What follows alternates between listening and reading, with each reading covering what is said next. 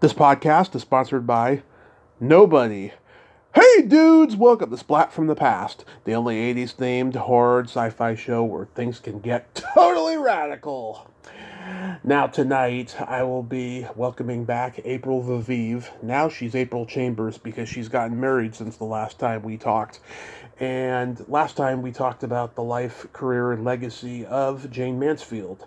Tonight we're going to talk a little bit about Marilyn Monroe, and we're going to share Valentine's Day stories and talk about bad dates and all of that stuff. And I can't wait because there's been a movie on Netflix about Marilyn that I saw, and I want to find out if any of it is accurate, if she's seen the movie.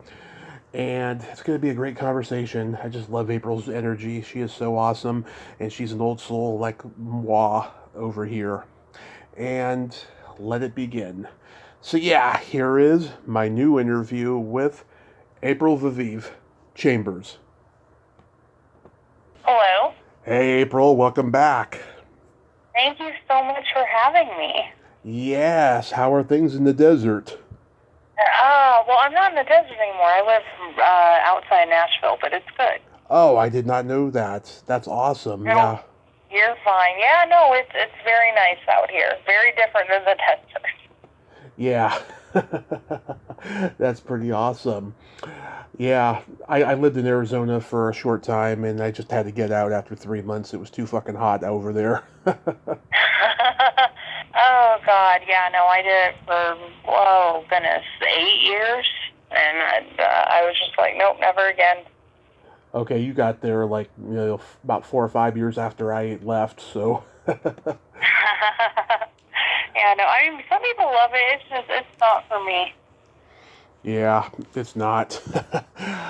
So last time we talked about Jane Mansfield, and I wanted to get into Marilyn because I saw that new movie on Netflix, Blonde, that came out. Did you see it? I did see it. Yes, what did you think?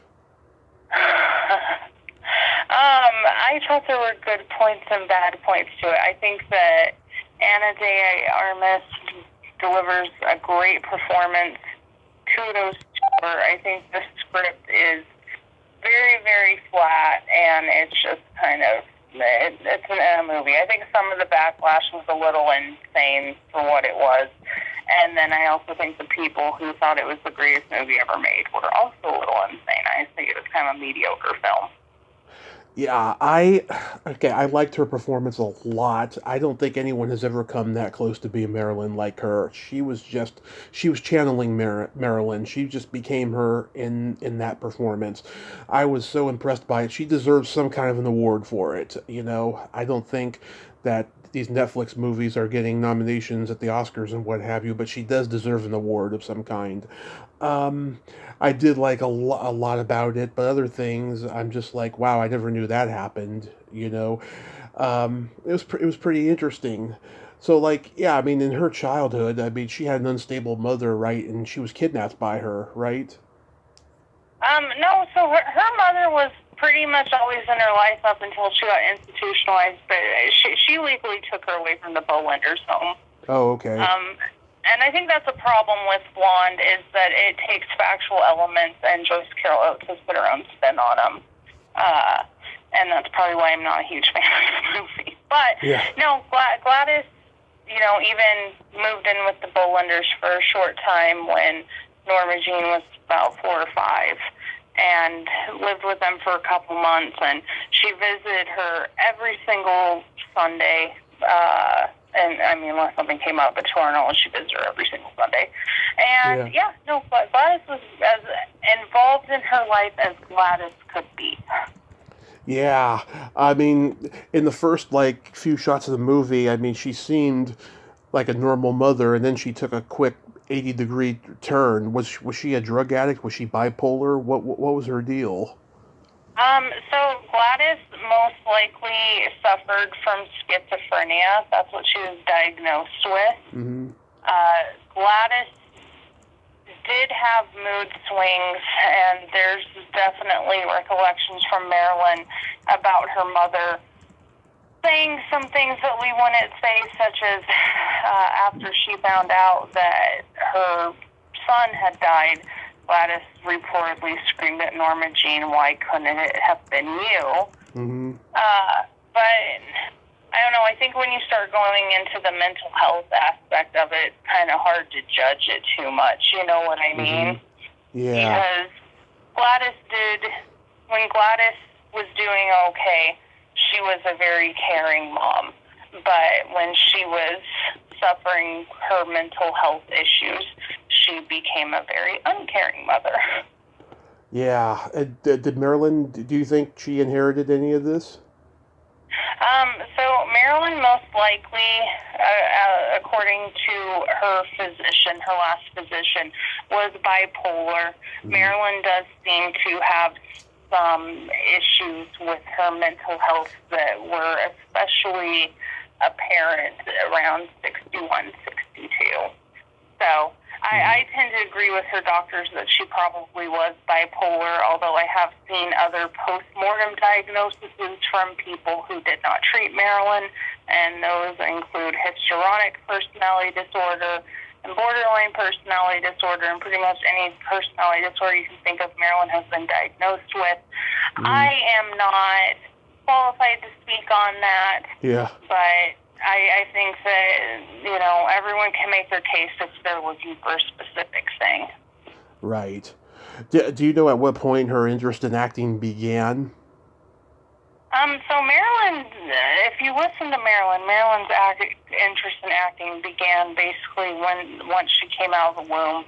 I would say, though, that her interest in acting probably begins okay, this is what I want to do, around 1945-ish, 46-ish. She is modeling and basically living her best life, and, back at that time, if you become a model, especially like Marilyn, she doesn't have the body at that point to do high fashion modeling. She's like a catalog model. And, at that point in that era, if you were doing catalog work, it's kind of a no-brainer that you're going to at least attempt to go into films. Wow. Yeah, because I interviewed an old actress named Joy Carlin. She was one of the early Second City players, and she was in Strasberg's class with Marilyn. And she told me, back then Marilyn went by Norma Jean, and she was not glamored up. She was, I think, brunette at that time, and everything that you know as Marilyn was not evident at all. Like you never knew that she was going to be a blonde bombshell. There was just no indication of it. But she thought that she did have a lot of talent, and she thought she was very smart. And I thought to myself, well, you have to be smart to play a dumb blonde so well, Yeah. No, Marilyn definitely played up that persona, and she kind of put herself in a gilded cage with it, though. And I think as she got older, she kind of realized what she had done to herself by using the dumb blonde persona to get up in Hollywood. I mean, and this isn't me just being pessimistic or cynical about her. She said herself that she looked at pinup work as a way to get into dramatic films, and audiences really don't like stuff like that. I mean, they still don't. Once you are creating a certain type of movie, it is very hard to kind of switch genres, especially if you're coming up in comedies and you want to switch to dramatic films. Yeah. So when you were writing Marilyn Monroe: A Day in the Life, did you talk to anyone who knew her? So unfortunately, most people are dead. Yeah. So that's kind of a big thing. No, but I primarily went through documents. I find, and I say primarily because I actually listened to a lot of interviews and went through interview transcripts with people who passed even before I was born to, kind of help piece some of this together. But the thing I find with recollections a lot of times is, this is 20, 30, 50, 60 years later, and it can our memories just aren't as sharp, you know what I mean? So I primarily relied upon documentation, but I did use interviews to help piece together certain events because the contextualization was quite helpful. Did you Did you at least talk to anybody from Joe DiMaggio's family? So the DiMaggios are understandably very private when it comes to Marilyn. Uh-huh. It's kind of the same thing with Betty Grable's one remaining daughter.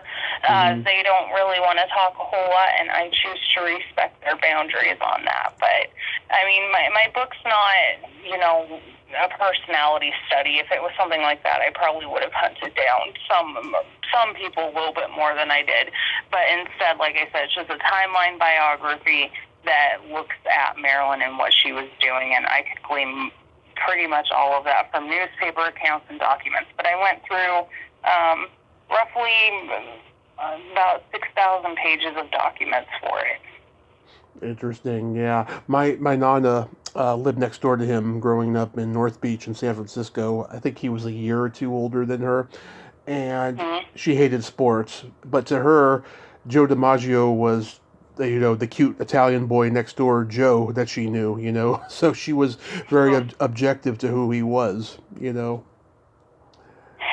and I think, there's so much that goes, or is discussed, I should say, about the relationship with Joe and Marilyn, and I think it's a very one-sided narrative, and there are certain things, obviously, that Joe reportedly did that are bad, and I'm not saying that should be ignored, that he's painted very flatly, and I think that was another issue that I had with Blonde, is he's kind of painted as this absolute monster, and I don't know anyone who knew the couple who would believe that. Yeah, and also to the Kennedys. Yeah. My thing with the Kennedys is people are going to believe what they want to believe. I have gone through that stuff and debunked that 10 million times, and people are still going to believe it. So if people want to believe it, that is on them, but there's no documentation that supports the claims that circle around them. Yeah, I remember when Jerry Lewis was interviewed and someone asked him about that, and he says, I can tell you right now, JFK did not have sex with Marilyn Monroe. And the interviewer said, did you have sex with Marilyn Monroe? And he said, you'll never know. Yeah, no, Jerry Lewis came up with some good one-liners over the years. Yeah, well, he did admit that he, later in life that he did, sleep around and what have you, and of course there's been some Me Too reports about him, but it's a tricky one, I think, when it comes to, the myth of Marilyn Monroe, of what's fact and what's fiction. When you're somebody who's that iconic, whether it's Elvis or Sinatra or anybody, there's all these different things that came out in the newspapers or the rumor mill or what have you. You just don't know what's true and what's not, and the families get so defensive about it. Yeah, I mean, I get why they get defensive about it. The stuff with Marilyn and the Kennedys, that originates from a guy that even today we would consider very far right. Yeah. Ties to the Ku Klux Klan, and he was just kind of off his rocker. And that's really who starts saying that Marilyn and Bobby were sleeping together. There's nothing about JFK. And then 1972, Norman Mailer's book comes out, and that's the first book that links her with JFK. And suddenly everyone remembers that she was having this relationship with JFK. Like I said, I mean, people can believe whatever they want to believe. I obviously do not believe it. Marilyn has one of the most complete archives for any celebrity that I have ever researched. Wow. It's all right there. If people don't want to believe it, it's kind of like, well, I mean, power to you. Did you by chance talk to Scott Morrow?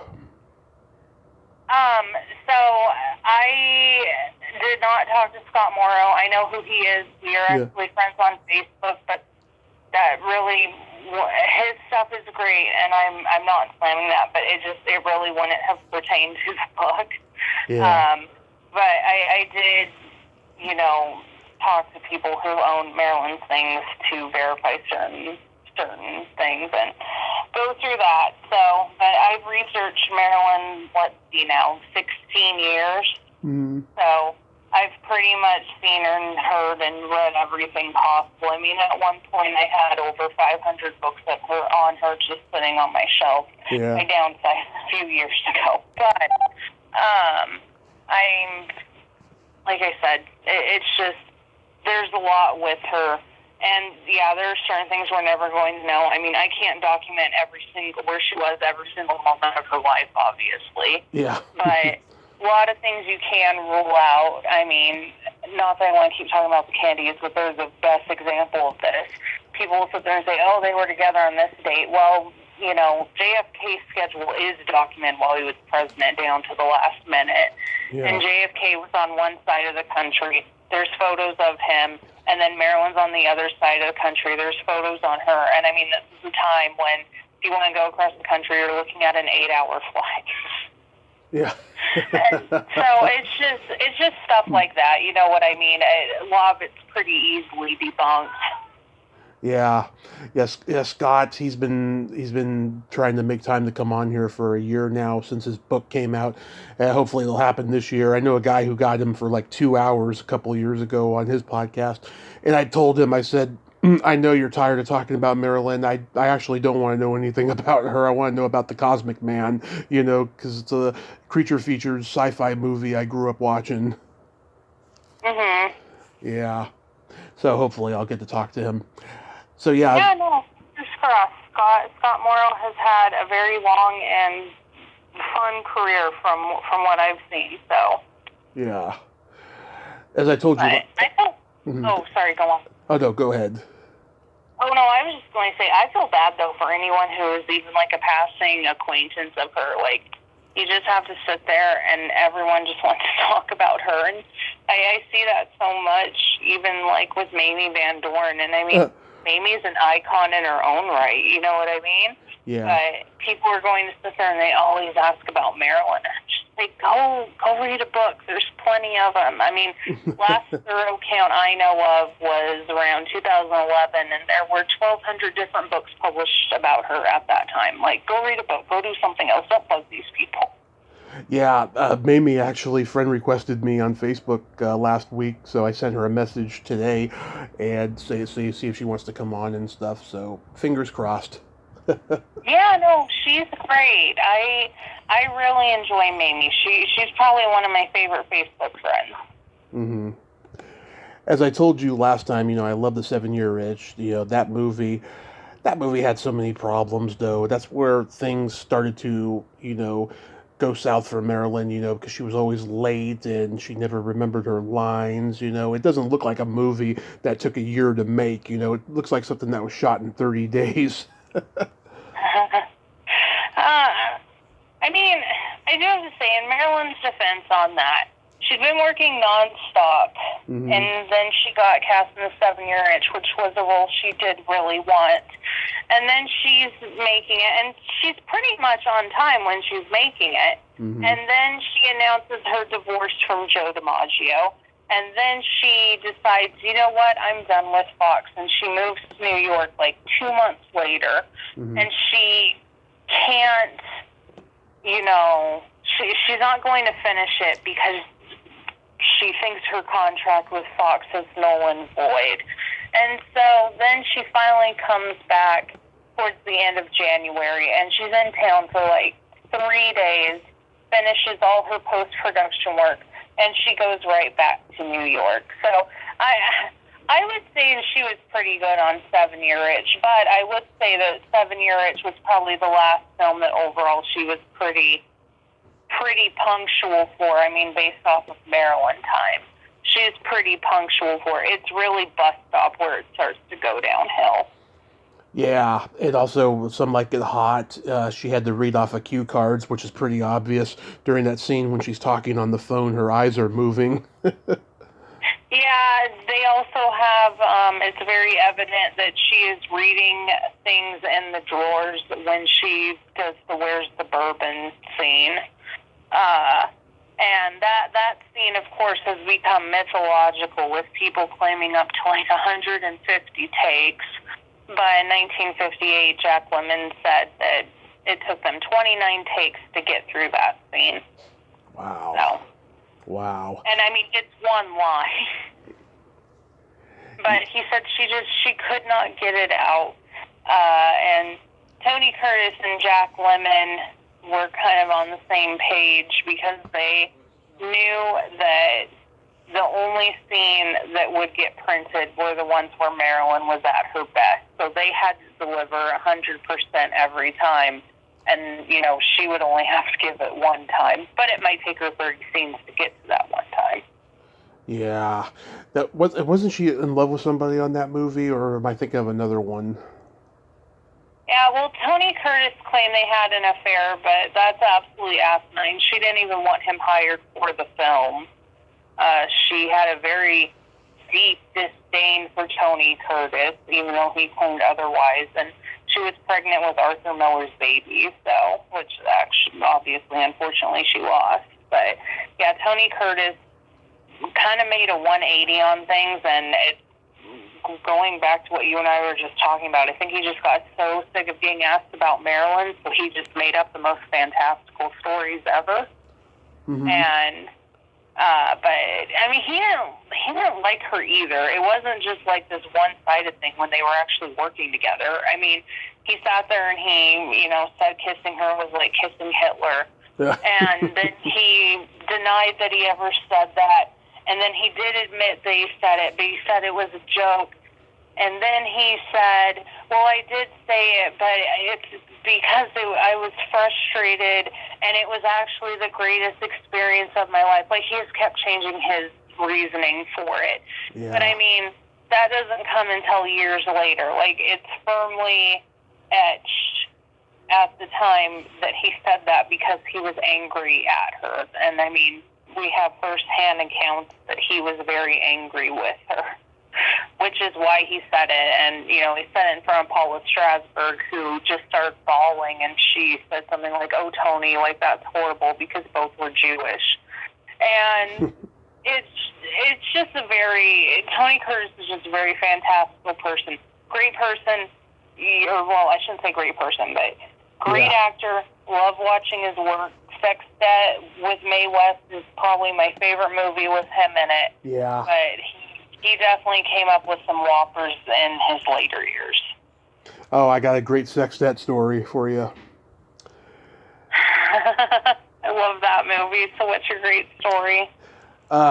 Alice Cooper and Keith Moon are in the commissary with Mae West, Tony Curtis, George Raft, Timothy Dalton, Ringo Starr, and Mae West says to Alice in front of the whole table, How come you turned down my advances earlier? And Alice says, because I'm happily married and you're almost 80. And everyone laughed, and everyone around the table said one by one, she used that line on me too. And then when you get to Keith Moon, he just like looks away like a little boy. He had sex with Mae West. Yeah, no, that Mae West was definitely a character. Yeah, absolutely. Have you ever thought about writing a book about her? No. So there is actually someone who is writing the definitive Mae West biography. So I'm anxiously awaiting that. It is not me, obviously. Mae West is a very interesting person, but yeah. I think I'd probably be too biased to write about her because I find her very polarizing in certain things, and I just don't think I could do her justice. Oh, yeah.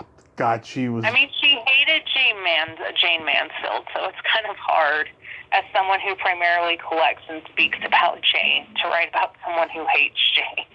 Yeah. Do you like River of No Return?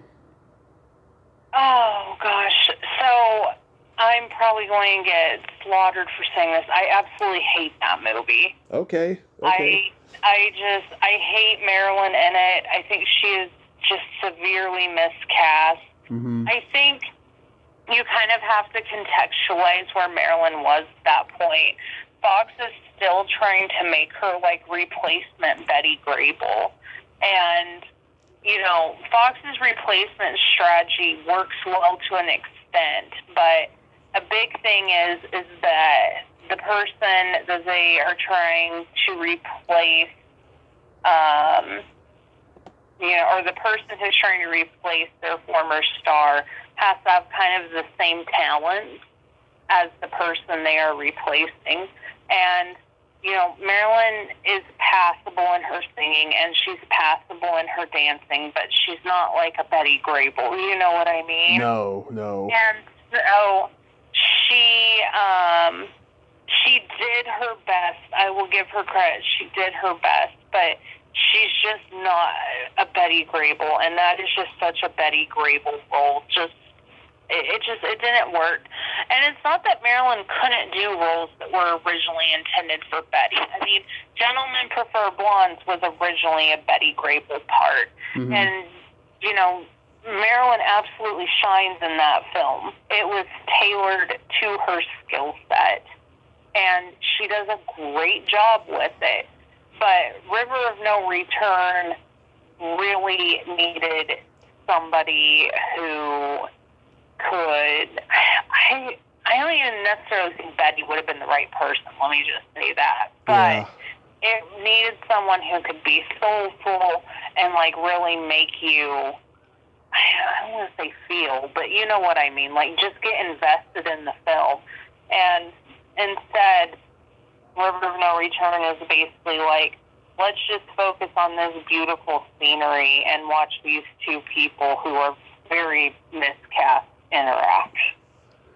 Right. And also, too, Robert Mitchum, he had just broken away from the B-noir tough guy that he was at RKO. This was his first real good movie. I mean, Out of the Past is a good one. He did RKO and probably a couple others, but he did mostly crappy movies at RKO, and this was the beginning of his second life in filmmaking, which led to him doing Night of the Hunter and Thunder Road and Cape Fear and all these other great movies he did soon after. But I think he is so great in it, and even though he can't sing worth a shit, it's great for the character. It's really charming. Yeah, I think Robert Mitchum does a decent job. I mean, I don't think it's the best performance I've seen him in. Yeah. But I think he does a decent job. But again, I mean, he's not pulling me away from the scenery of the film. Yeah. It honestly, for me, feels like a nature documentary that also happens to star Robert Mitchum and Marilyn Monroe. But I do think that Robert Mitchum is better than Marilyn in that film. So I will give you that. Okay. Yeah, it was Otto Preminger who directed it. That guy was known as the Hitler of filmmakers. I mean, he was bad. Michael Caine stood up to him the first day and said, "I know your reputation and you're not going to fuck with me." And he said to Michael Caine, "I would never fuck with you. I am Alfie."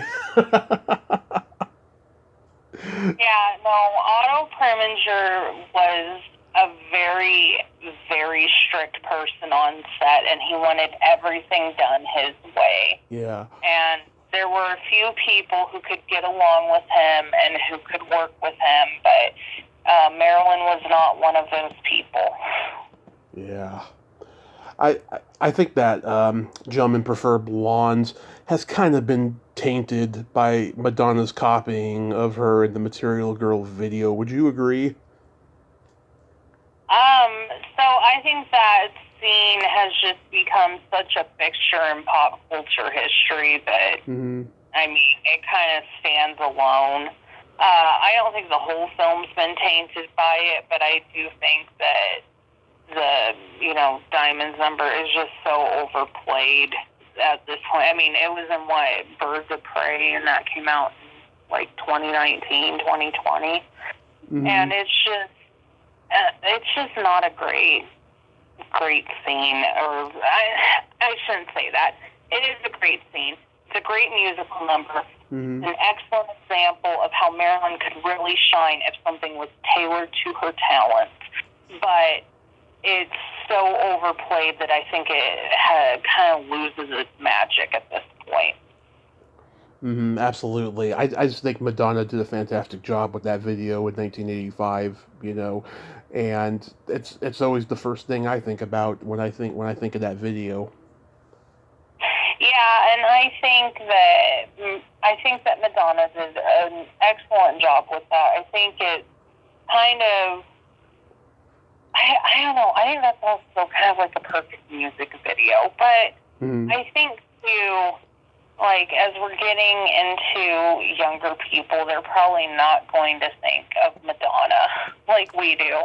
They're more likely to either think of a newer movie that has it or someone else. I mean, it's been in 10,000 music videos at this point. Or they're going to think of Marilyn because it's all over TikTok and Instagram and any other social media platform you can think of. I mean, it's a very easy number to come up with. Oh yeah, just like Robert Palmer's "Addicted to Love" video is. Yeah. There's I don't know. It's such an iconic scene, and it was originally going to be completely different. It was going to be Marilyn in this like diamond and fishnet two-piece, and she was going to dance around this giant mahogany bed, and it was going to be a much sultrier number. And Daryl Zanuck was like, "No, we're not doing that." Yeah. There's this whole. Well, let me back up. He said we're not doing that, and of course the number got rearranged to what is today. And Jack Cole is the one who originally disclosed what that number was going to be. But there's this whole thing about how Daryl Zanuck or Billy Trevia made that costume, and Daryl Zanuck was like, "No, you have to cover her up because, her nude scandal just came out, blah, blah, blah." I don't believe that story at all. Her nude pictures had come out months before that costume was even made. I mean, it was about a year before that they had come out, before that costume was made. So I very much doubt that went into consideration. What I would say is that costume was probably intentionally submitted to, the Hayes office in order to get other costumes approved for the film that likely would not have been approved before, such as the gold lame dress, and even then they were only able to show it from behind. But it's pretty skin tight. Yeah. There's a scene in Blonde where Marilyn's having a threesome, and there's this cheesy special effect where the white blanket becomes a waterfall. I like that. Oh, yeah, I saw that. That was cool. I like how they did that. Yeah. But, like, was she that freaky in real life? Was she a nympho like Jane Mansfield? No. No. No. I wouldn't say Jane was that much of an info either. I think her stuff's been kind of exaggerated, but Marilyn definitely was not. I mean, if Marilyn slept with half the people that claim they slept with her, she wouldn't have had time to make movies. I mean, that's just what it is. But no, Marilyn wasn't like that. Marilyn didn't. The only thing I would say about Marilyn that people would probably frown upon that relates to her sex life is the fact that she didn't really think marriage vows applied to anybody, and she slept with her fair share of married men, and she, cheated on at least 2 of her 3 husbands. Possible that she cheated on Joe as well. But, I would say that's as freaky as it got. But Marilyn was pretty vanilla by everything we have, and it's not like there's a ton of people saying that or talking about it. She didn't sleep with a ton of people, but she was pretty vanilla. Yeah. So shifting gears, tomorrow's Valentine's Day, and congrats on getting married. Thank you. Yes, I don't have that in me. I'm almost 40. I've had some bad dates over the years. But last year when I tweeted, anybody want to come on the podcast and talk about bad dates for Valentine's Day, I messaged you, but you didn't get back to me at the time. But here we are now. So you've got some whoppers, you said. I've had some pretty pretty bad dates. Okay, here's one that actually didn't go into a date, but I think it's understandable why I didn't go to a date. Mm-hmm. I was texting this guy, really nice, great job. We were pretty into each other.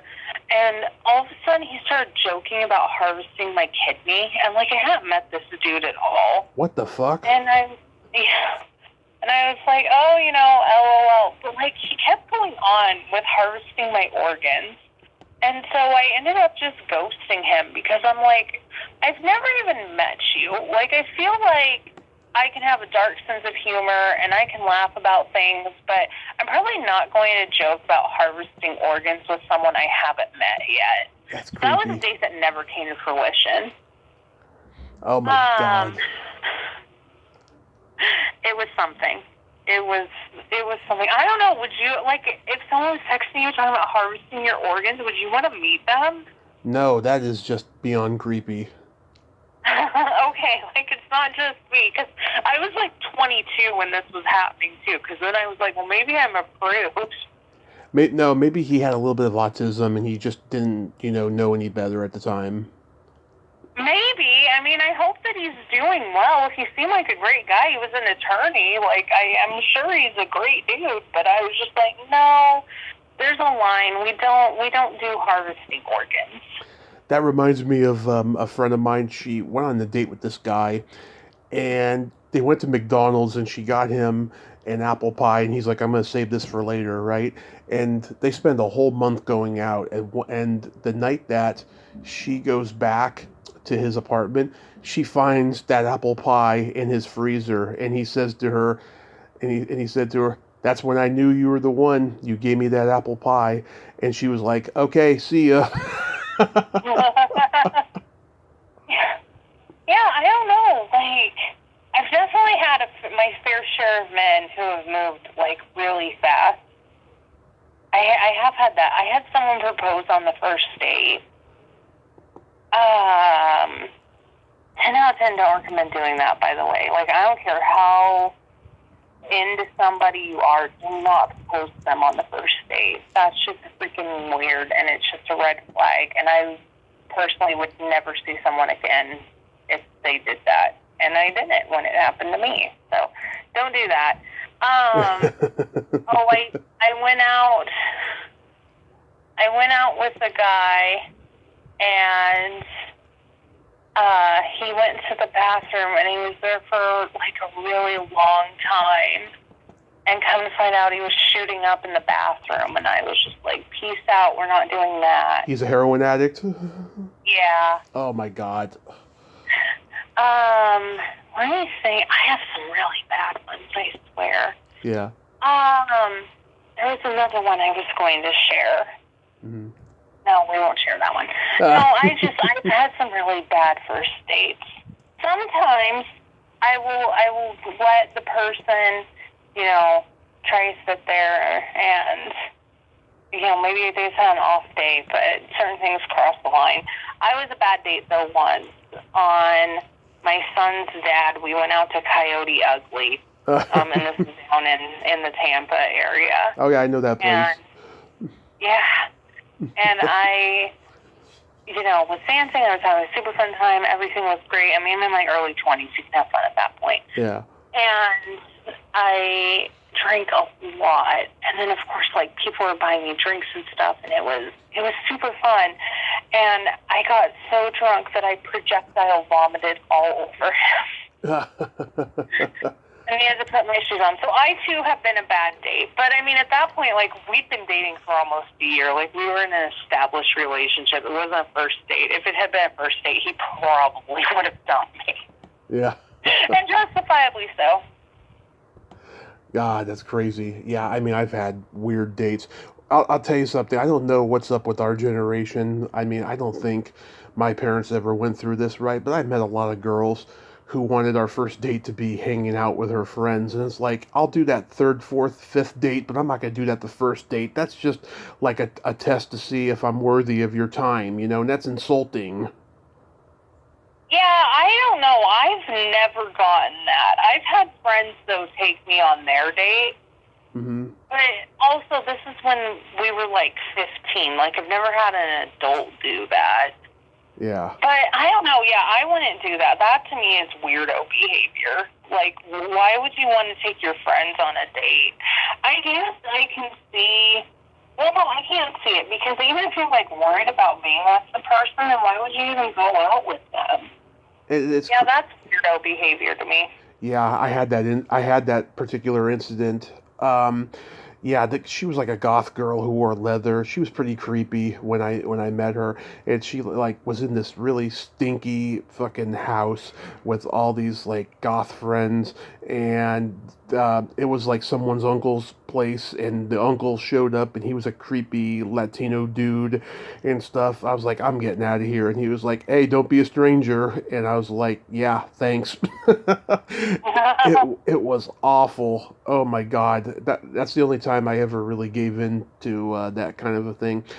But like, yeah, I've had some pretty weird dates. Like when I was 25, I used to go to the sex shop that was down the street from the bar I worked in, you know, and I went in there and I wanted to go watch the porn in one of those little booths and stuff, you know. And after I was done, you know, I let the girl behind the counter know that I, you know, got the TV screen all messy. Wink, wink, nudge, Oh, nudge. God. And she's like, I know. And I was like, You do? How? And she's like, I saw the surveillance camera. And I was like, Hey, you want to go out? And she was like, Absolutely. And she was this 21-year-old Latina chick, and I was 25. So we go out. We would go to the Cheesecake Factory, and it was kind of awkward. We had nothing in common. And she was very giggly and nervous, you know, and we had some good food. And then when we were in her truck, all she let me do was like stroke her long hair up and down, and that was about it. And I'll tell you, her breath was kind of stinky, and her feet were kind of stinky too. I think she was a meth head in hindsight, because I've been around meth heads, and that's like one of the statistics of a meth head, like bad body odor, bad breath, all that stuff. And so we were going to get together and go bowling again, or go bowling, and it never happened. And then I saw her a year later on the bus, and she was with a Latino boyfriend, and they were talking in their language. And I thought, oh, that's good for them. At least she found somebody that, you know, she's compatible with. You know, it was, you know, there was no offense to it on my part. I was just like, yeah, that was pretty doomed, even though I was willing to give her a second chance, and she decided, you know, not to give me a second chance. It was fine. Yeah, no, I mean, that's a good way to look at it. Trying to think. I don't think I have any other bad first dates. Oh, the worst thing I ever did, though, was I broke up with somebody on Valentine's Day with a voicemail. Mm-hmm. Worst thing I've ever done in terms of a relationship. In my defense, though, I was 16 and he was like 22. I've only had one Valentine in my life, and I'm glad I only had one. I spent years like being sad that I never had a Valentine, because when I was in school, all the girls were so mean to me. They would like give me a Valentine just because they had to, and then they would go back to being mean to me. And so I always took Valentines to heart as a kid, you know. But when I was 25, I dated this girl for a month, and we went on a Valentine date. And she was drunk when she got to where we were going. We were going to have some drinks at this bar, but she was already drunk, and I had never been in that situation before. I was like, "What the fuck do I do? Say goodnight or anything, right?" Then finally, after she got more and more annoying, I just said that I was feeling sick and I needed to go home. And I ended up going to the bar I worked at, because there's no way I was going home that early. And about a half hour later, after I got there, she shows up with her father, who she like called to, like, you know, take her home. And they decided to go get one drink, and she saw me and she was like, "What are you doing here?" And I was like, I started feeling better on the way home, and then I got a text to come, you know, to the bar and stuff, right? And she was like, "Oh yeah, right." And then she gave me all this shit, so I ended up leaving. And then we texted the next day. She had no memory of that night at all. And I continued dating her for a couple more weeks. And she came over a couple times. Every time we made out, she didn't want to go any further, and I was like, "What is up with this girl? Why doesn't she want to be intimate? Why is she a bad drunk? I don't know what it was, right?"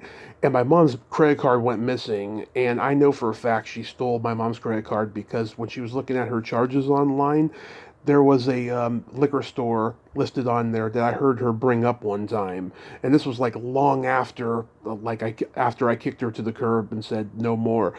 But the night that I said no more was the night that she came in with another guy without even telling me that she was going to be coming in with him. And then that was it. That was the final straw. She came in two more times over the course of the year until I got fired, and I was not friendly to her. I just thought that she had a lot of nerve coming in there as if nothing happened. Yeah, that's pretty ballsy on her part. Yeah, it was crazy, you know. And Yeah. No, that's a lot.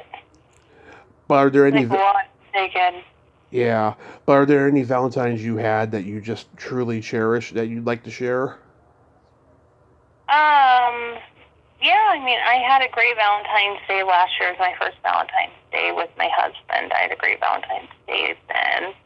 And I mean, for the most part, my Valentine's days have always been pretty good. Even though my relationships didn't work out, I've always had men. I mean, I date men, obviously. I've always had men make each holiday memorable. So I'm very lucky from that standpoint. That's beautiful. Yeah, I just the closest I ever had to a good Valentine's Day was in 2006. My supervisor, who I had worked with for 6 months, it was her last night on Valentine's Day, and she was going to another location because we worked at Long's Drugs, and her and I had been flirting since. I'm sorry. Sorry, that. No, that is about memories. I remember going to Long's. I thought Long's was the greatest place ever when I was like. Oh, I miss Long's. I miss what that place used to be. I'm not a big fan of CVS. I just don't think it's the same. But anyways, oh, and by the way, the first time I saw CVS was in Arizona, and they hadn't even bought Long's yet. It was just like maybe a year shy of doing that. But so the last night that she's there, her and I had been flirting since we met, and people used to say those two are so cute together, but she was married with 3 kids, so it wasn't like anything was ever going to happen. But it did happen on Valentine's Day that night, her last night of work. Her and I went into the cooler refrigerator. She turned off the air, and we had a quickie. Oh wow. Yes, and it was amazing. And the three, we had like 4 other coworkers that night because we worked the late shift. I was off at 11. And so like they knew something was going on. And it was her last night, so like no one ever squealed or anything like that. And it was fantastic. It was cold in there even with the fans off, but it was interesting. you know. And I don't regret that at all. It was a blast. No, well, that's good. I mean, it's definitely a YOLO moment. Yeah, maybe someday I'll have some love or romance on a Valentine's Day, but I'm not holding my breath. It's just I've had a really weird history with Valentine's Day. It's my least favorite holiday in the world, even more so now because I got diagnosed with type 2 diabetes last April, and I can't eat like the heart-shaped chocolates and stuff anymore. Oh, yeah, it's definitely a candy-filled holiday. I'm trying to think. Oh, I've had 2 ex-boyfriends that were born on Valentine's Day. Oh boy. Yeah, it's now my least favorite holiday as well. No, I'm kidding. It's a great.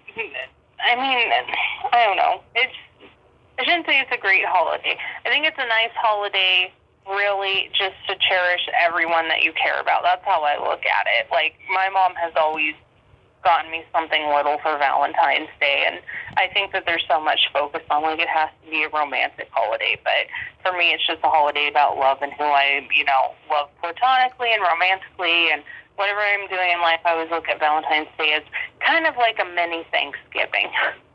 Absolutely. Yeah, I'm not a big fan of it. Remember that Simpsons episode, where Ralph is Lisa's Valentine, and like he wants to continue on with her, but she was just being nice to him. Yeah. I choose you.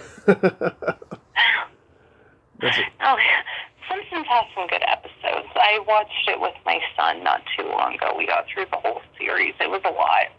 I've only seen one episode in the last 15 years that makes me love it still. The first 10 years I loved it, but then after that it just became a fan fiction show, I feel. But the one with Mark Maron interviewing Krusty, God, that episode had me on the floor laughing. Yeah, I get what the Simpsons purists are saying when it comes to that show. I definitely do get it. But on the flip side, I think that there are some really good episodes, honestly, until probably about 6 years ago. That, for me, is when it really started going downhill.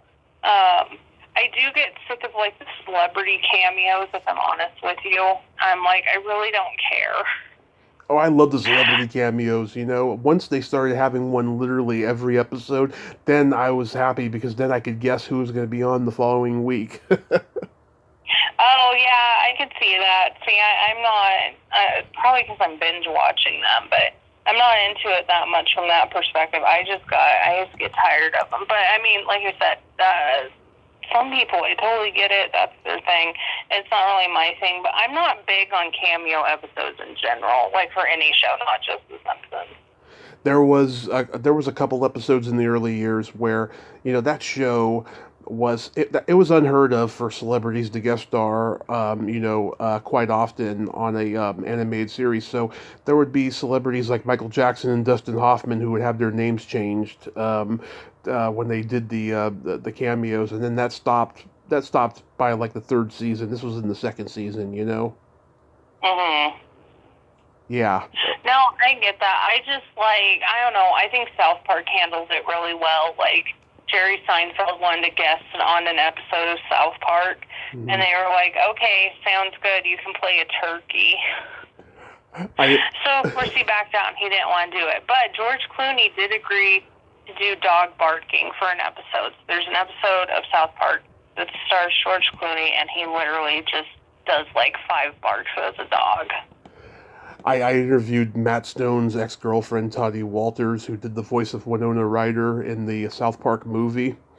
And her real voice sounds like a character on that show. It's uncanny. I'm sure that her voice was the basis for a lot of those characters. But, of course, I would never ask her that because I don't want her feelings hurt, even though she's not easily offended and she's very edgy. I still don't want to even go there, touch that. Right. Yeah, no, I'm a pretty big South Park fan. My mom and I used to watch it when I was in my late teens, early 20s. I know when that controversy happened recently with Kanye, I posted him in the gay fish episode. Oh, Fish Sticks. That episode's great. Yeah. My favorite one's the shake weight. Oh yeah, the shake weight. The shake weight's pretty good. Yeah, I don't know. I think South Park's pretty consistent. I used to be a pretty big fan of Family Guy, and now I can't stand Family Guy. People want to talk about a show going downhill. Family Guy is definitely the one to bring up as an example. I haven't seen a single episode in a long time, but I can imagine it'd be going down with the woke culture that we're living in. Oh, I don't even think it's anything with that. I think the issue with it is they've become caricatures of themselves. Oh, yeah? Brian is just super stuck up. I mean, it was funny when it's stuck up was a character trait, but it's not funny when stuck up is his entire personality. Yeah. And, Peter's even more stupid than he originally was. Lois is just basically a shrill shrew. It's not a good show, and it was a good show, years ago, but now it's just kind of it's a very flat. Did you like American Dad? I did like I still like American Dad. I That is one show that I look forward to. And I think because everyone sucks on that show, and the show plays up to the fact that everyone sucks, versus Family Guy, like, trying to do that later. Yep. So did you ever finish that book that got deleted and then the fire happened? Oh, which one? I don't know. I kind of blocked out stuff before the fire. You're telling me about the Bombshells, book that you wrote that got deleted? Oh, the Jane book? Was it? I had a Jane book that got deleted. That was pretty devastating. Yeah. So are you writing anything new? So I did restart that book, but it is going to take like years of work. I mean, it'll eventually get out, but that one's going to be like an 800-page photo book. Oh, okay. So it's going to be like more of a photo. It's going to just be a photo picture book then, huh? Yeah, it's just going to be like a photographic retrospective of Jane. I don't know. I think I mean, he's in my profile picture with me. I'm pretty good friends with Matt, who was Jane's third husband. Oh, yeah. And I absolutely adore Matt. He is just fabulous. 10 out of 10, love that man. And, he's talked to me about Jane a little bit. And I mean, I like Matt for his own work, not just because of his marriage to Jane. Uh-huh. But Matt has been a great resource and stuff with Jane, and it's just made me appreciate her more. Oh, that's wonderful. Yeah. I don't think I could ever have anyone replace Jane for me. I mean, I love Betty Grable and Rita Hayworth. Those are like my two other people, but Jane will just always be my number one. Oh, that's awesome. Yeah. Yep, love her. So there's absolutely nothing you're going to write then? Well, so I'm still working on that, but I mean, the thing is, I have to scan each photo, and I own about 1,500 photos of Jane. And then I have to go through and I have to clean up each one by hand, using Photoshop to get like all the little minuscule scratches. I mean, some of the negatives weren't stored properly over the years. So they'll have like little like discoloration, mold spores and stuff like that. I have to clean that up. So each photo takes me probably roughly about 6 hours to do. So it's kind of like, and I mean, I do have a regular human job too, you know what I mean? So it's kind of like, I can't just focus on that. But yeah, that's my next thing is the Jane book. Although I'm also working, see, this is what happens. I spread myself too thin.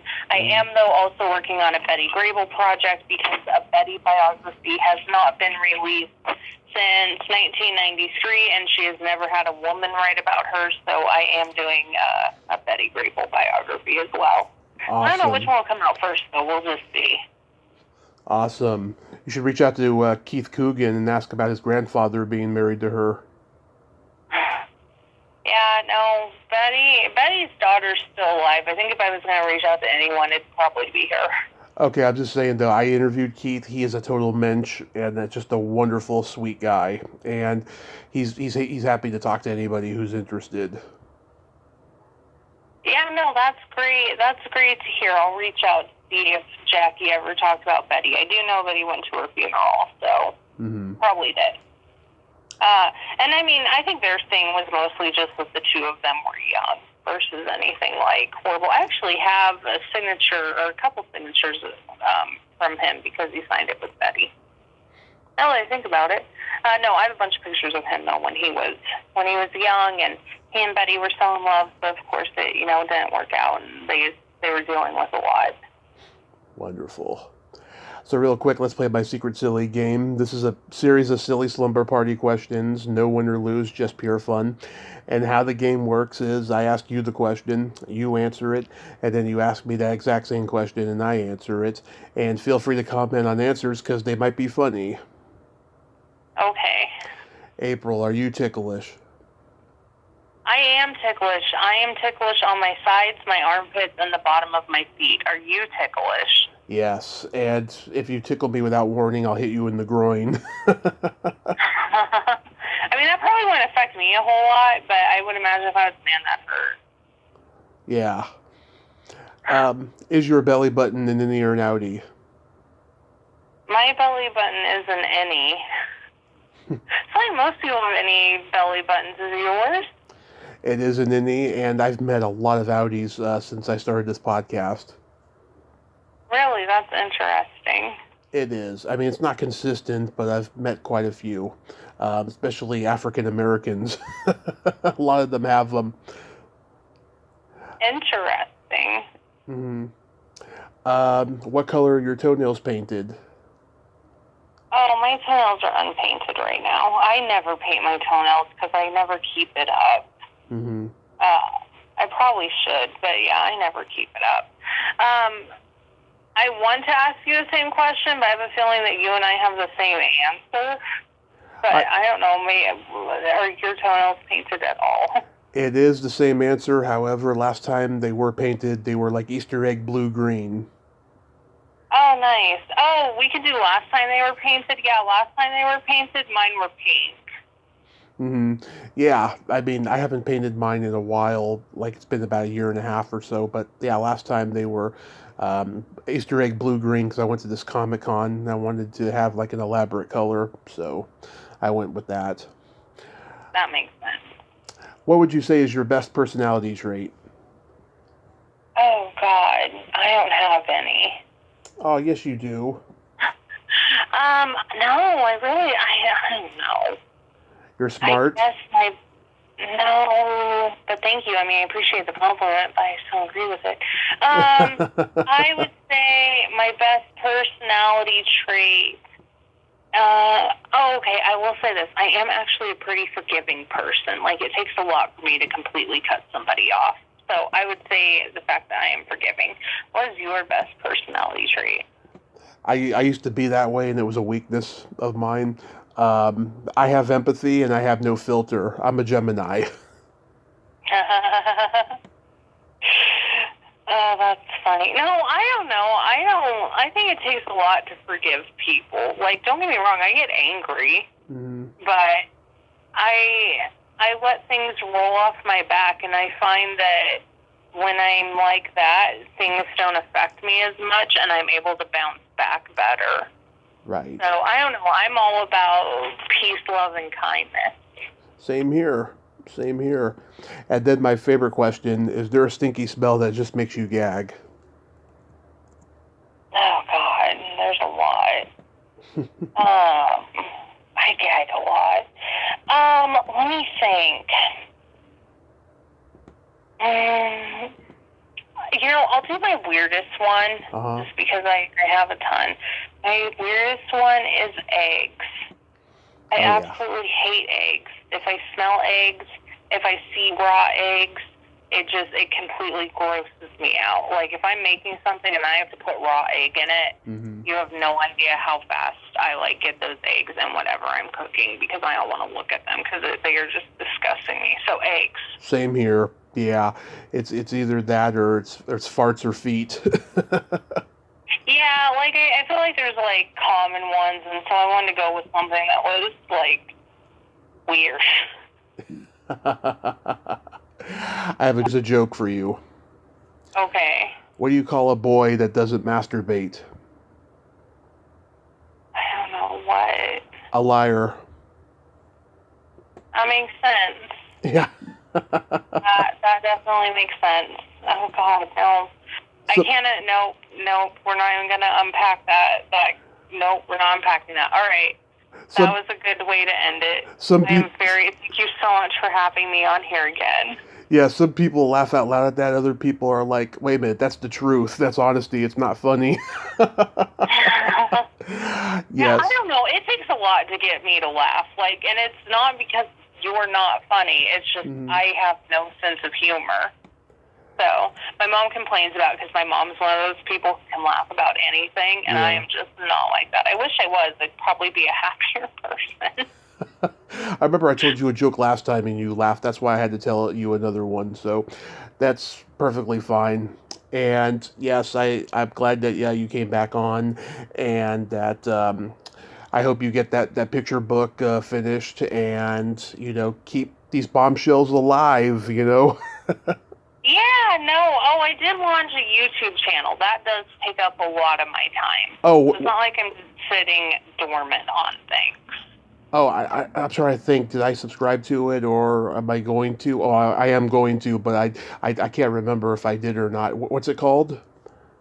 It's called Classic Hollywood Women. Okay, Classic Hollywood Women. So that's your YouTube channel, and It is. you have yourself a great night, and be safe out there, and happy Valentine's Day. Perfect. Thank you. You too. And I hope that next Valentine's Day is even better for you. I hope so too. Fingers and toes crossed. You got this. Thank you so much. All right. Bye-bye. Good night. Well, there you have it.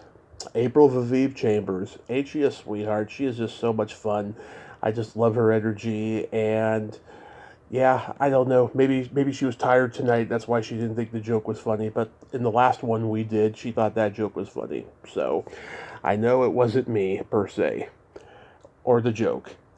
Well, until next time, this is Tommy Throwback Kovac saying there's no shame in living in the past because the present sucks.